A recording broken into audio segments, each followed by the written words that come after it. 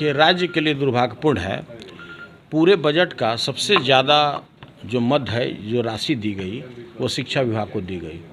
तो कहीं ना कहीं माननीय मुख्यमंत्री जी का यह विजन रहा होगा, सोच रहा होगा कि शिक्षा विभाग में हमको गुणात्मक सुधार लाना है। जो अभी तक जो कार्य हो रहा है, पोशाक योजना हो, साइकिल योजना हो, इससे भी आगे हट करके आपने ये भी देखा होगा कि बहुत सारे जो जर्जर बिल्डिंग हैं उसमें भी काफ़ी गुणात्मक सुधार लाया गया, लेकिन अभी भी कहीं ना कहीं उसमें ज़रूरत था सुधार का। तो इसलिए के पाठक जी को प्रधान सचिव बनाया गया।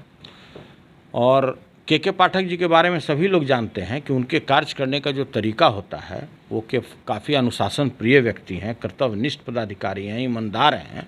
और हम लोग तो काफ़ी नज़दीक से उनको जानते हैं।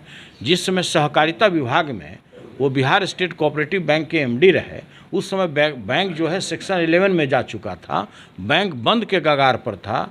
जो बिहार में 22 सेंट्रल कोऑपरेटिव बैंक है वो बंद के कगार पर था। अगर के पाठक नहीं होते तो शायद आज वो बैंक रिवाइव नहीं होता, और बैंक रिवाइव ही नहीं हुआ, आज वो प्रॉफिट में है। तो इसका 100% अगर एक व्यक्ति को श्रेय जाता है तो वो के पाठक जी को जाता है।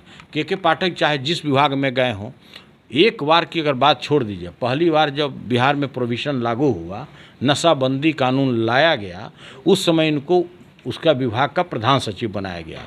लेकिन एक ऐसे व्यक्ति के हाथ में गिरबान डाल दिए कि उनको बहुत बेआबरू होकर उस पद से हटना पड़ा। उस जिला के जो मुखिया थे उनको कहीं नागवार गुजरा होगा कि भाई आप कैसे ही कर दिए।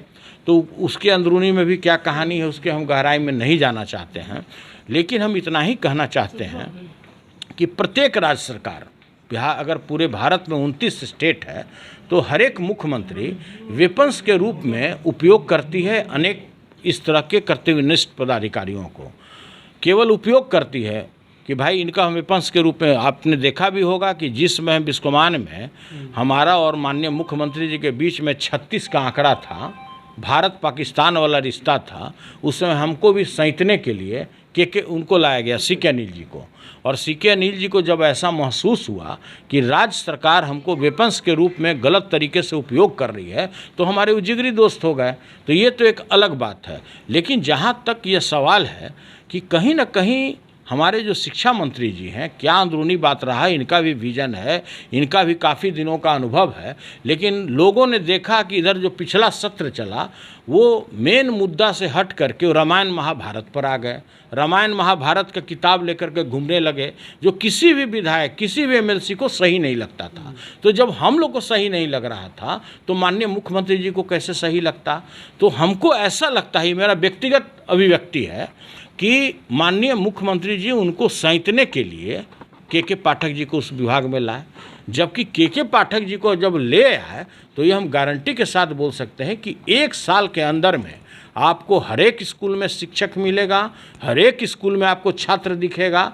तो वो तो एक अलग सुधार होगा। लेकिन जिस तरह से और मंत्रियों का भी जो हाल है, तो कुछ लोग है कि नहीं बोलता है, खून का घूंट पी कर रहता है कि भाई अपना हारला मेहुरी के मारल कौन बाजार में बोलेगा। लेकिन ये मंत्री जी का बात बाजार में आ गया, पीठ पत्र युद्ध। तो देखिए, हमारा ये कहना है कि ये आपसी सहमति से सामंजस्य बैठा के माननीय मुख्यमंत्री जी आज इसमें पहल भी किए हैं। काफ़ी स्वागत योग्य बात है, बिहार के लिए संतोषजनक बात है कि भाई दोनों मंत्री जी को भी और प्रधान सचिव जी को भी बैठा करके इसमें निराकरण करने का उन्होंने प्रयास किया है। इसके लिए माननीय मुख्यमंत्री जी को हम लोग बधाई देते हैं। और माननीय मुख्यमंत्री जी का जो पहल हुआ है काफ़ी बेहतरीन हुआ है। और आने वाले दिनों में ये जो टकराव का जो परिस्थिति उत्पन्न हो गया है, यह आपको देखने को नहीं मिलेगा। लगता है कि दोनों के वर्किंग स्टाइल में काफ़ी अंतर है, इसीलिए सामंजस्य नहीं बैठ पा रहा। हो सकता है, होता है ना कि हर एक पदाधिकारी का, हर एक मंत्री का कार्य करने का तरीका अलग होता है। अगर विभाग में अगर टोटल सभी बिहार में अगर 25 से 28 मंत्री होंगे तो सभी के कार्य करने का तरीका अलग होता है। जितने भी प्रधान सचिव होते हैं सभी लोगों का एक्ट करने का तरीका अलग होता है। हम तो ये मांग करते हैं माननीय मुख्यमंत्री जी से कि जितने कर्तव्यनिष्ठ और ईमानदार पदाधिकारी है के पाठक जी, और इनका जो विजन है, इनको अगर राज्य का विकास की चिंता है तो इनको मुख्यमंत्री सचिवालय में पदस्थापित करना चाहिए।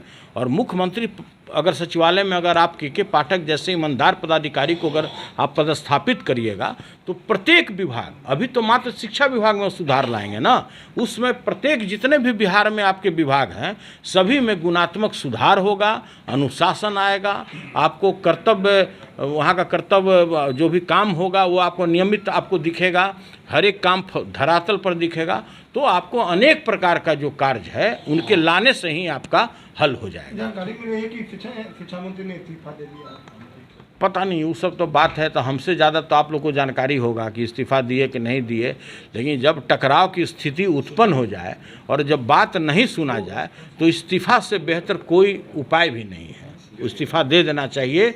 अपमान सहने से अच्छा है, आपको लगता है कि आप अपमानित हो रहे हैं उस विभाग में, आपको अपमानित किया जा रहा है, तो इस्तीफा देना ही श्रेयस्कर होगा। सुझाव दे रहे हैं कि इस तरह के हमारा अपना व्यक्तिगत